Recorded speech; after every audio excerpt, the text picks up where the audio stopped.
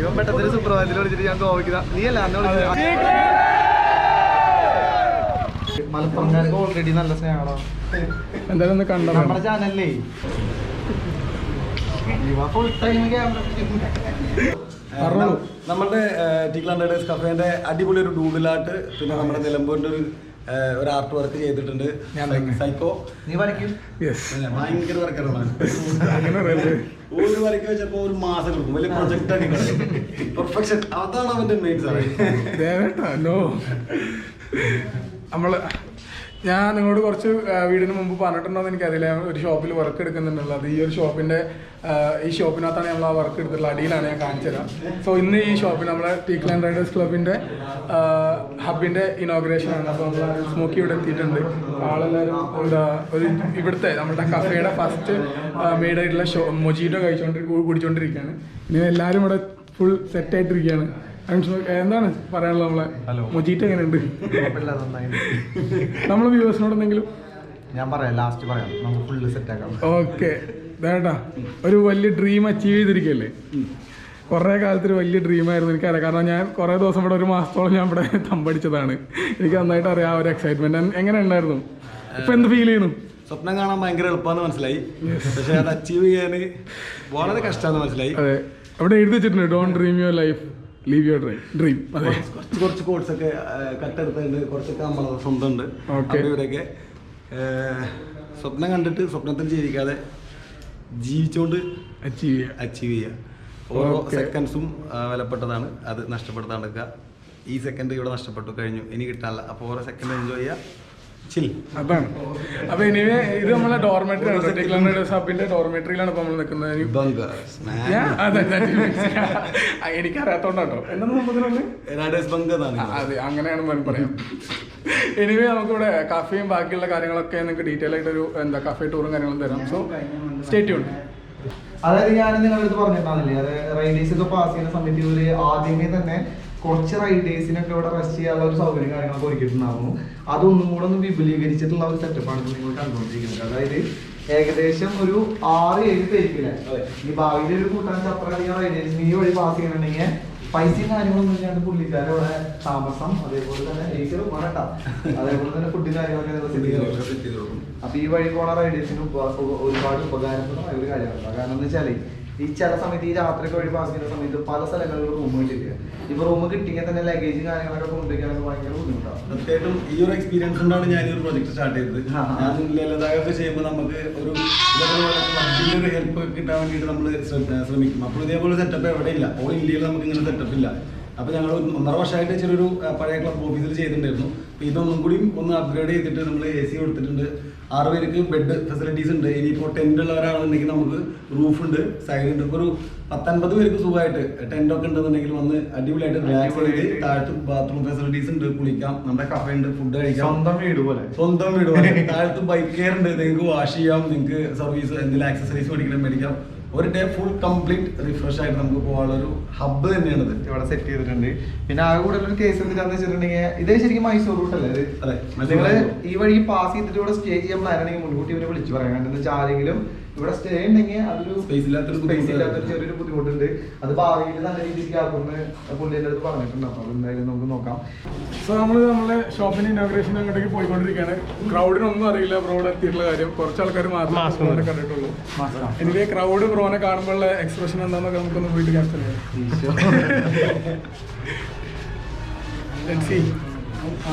Crowd എങ്ങനെ react ചെയ്യുന്ന നോക്കട്ടെ. നിലമ്പൂരത്തെ ക്രൗഡ് മലപ്പുറംകാർക്ക് ഓൾറെഡി നല്ല സ്നേഹമാണോ? എന്തായാലും ഒന്ന് കണ്ടോ. നമ്മുടെ ചാനലിലേ ഒരു 70% മലപ്പുറം, കോഴിക്കോട്, കണ്ണൂർ നമുക്കറിയാൻ പറ്റുമത്. ഹലോ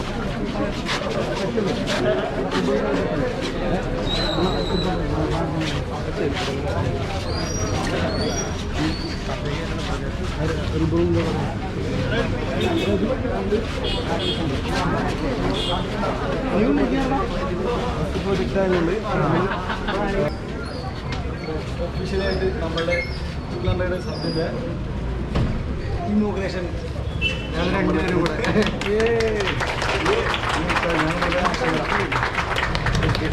താങ്ക് യു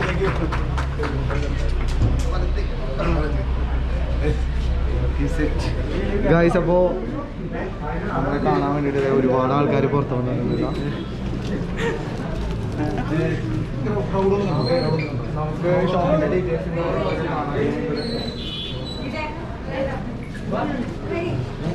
കേട്ടാ കുറെ കാലത്തെ കഷ്ടപ്പാടിന് ശേഷം നമ്മളെ ഷോപ്പ് തുറന്നൂലേ, എന്തെങ്കിലും പറയണ്ടോ?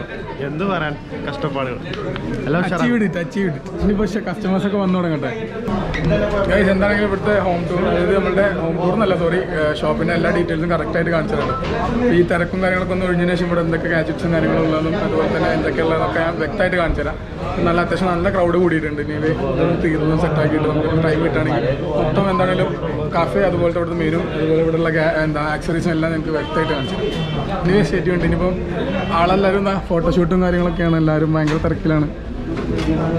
നിലമ്പൂർ അത്യാവശ്യം നല്ല ക്രൗഡ് തന്നെ വന്നിട്ടുണ്ടായിരുന്നു സ്മോക്കിനെ കാണാൻ വേണ്ടിയിട്ട്.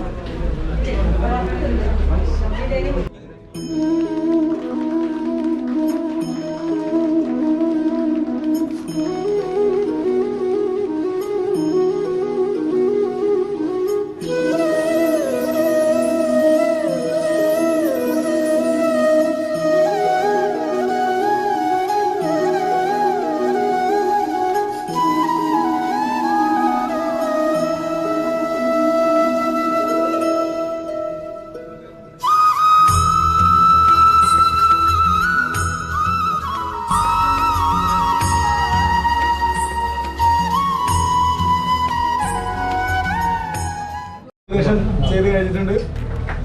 ഇത് നമുക്ക്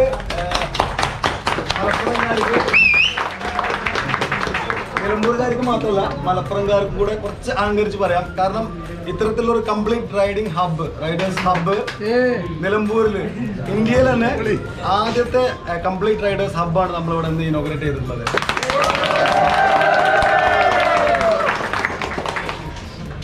ഓക്കെ, അപ്പൊ ഇനി എല്ലാവർക്കും സോഫ്റ്റ് ഡ്രിങ്ക്സ് ഉണ്ട്, സ്വീറ്റ്സ് ഉണ്ട്.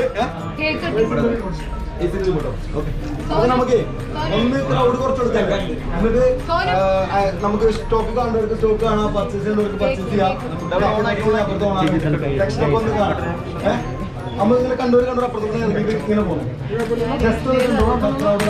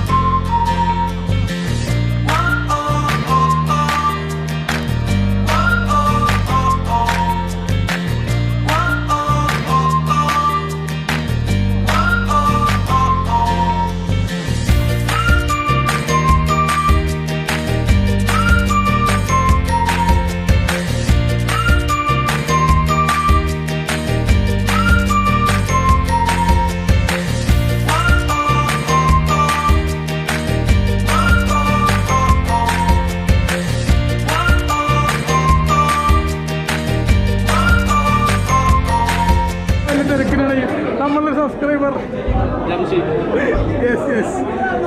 അയ്യോ കുടിക്കണ്ടോ?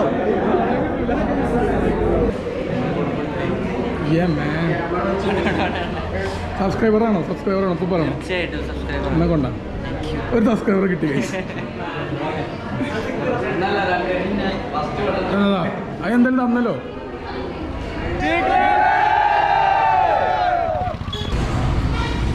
നമ്മളെ ചാനലിലെ ഹോസ്റ്റ് അരുൺ സ്മോക്കി.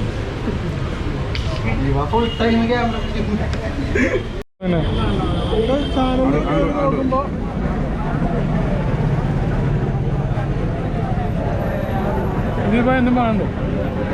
അപ്പൊ നമ്മളെ കുറെ കാലത്തെ ഒരു എന്താ പറയാ ഭയങ്കര ഫൗണ്ടറാണോ?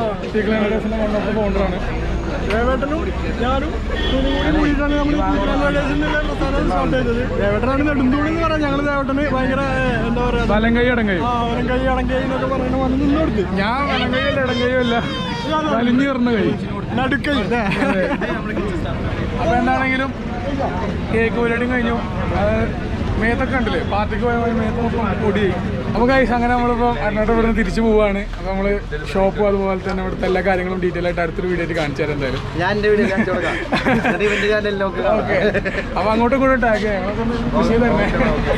അപ്പോൾ എന്തായാലും നമ്മൾ ലാസ്റ്റ് ആയിട്ട് പറയണ്ടോ? പിന്നെ പുള്ളിക്കാരനെ മാക്സിമം സപ്പോർട്ട് ചെയ്യുക. പിന്നെ ഇവിടെ വന്ന എല്ലാ നിലമ്പൂരുകാർക്കും അതേപോലെ തന്നെ ഒരുപാട് ആൾക്കാർ വന്നിട്ടുണ്ടാകുന്നു. ഒരുപാട് സ്നേഹം, എല്ലാവരോടും ഒരുപാട് സ്നേഹം. അപ്പോൾ സൈക്കോ സഞ്ചാരിക്ക് ഫുള്ള് സപ്പോർട്ട്.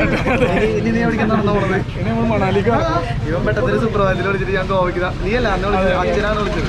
അച്ഛനെ വിളിച്ച് ഞാൻ വിളിച്ചത്. പക്ഷേ കൊറോണ കഴിച്ചില്ല. നീ ഒരുപാട് ഉയരങ്ങളിൽ എത്തേണ്ട ഒരാളായിരുന്നു യൂട്യൂബിൽ. കുഴപ്പമില്ല, എല്ലാം ശരിയോ. അടുത്ത ട്രിപ്പോടെ നമ്മൾ തെറ്റായിരുന്നു. ഓക്കെ,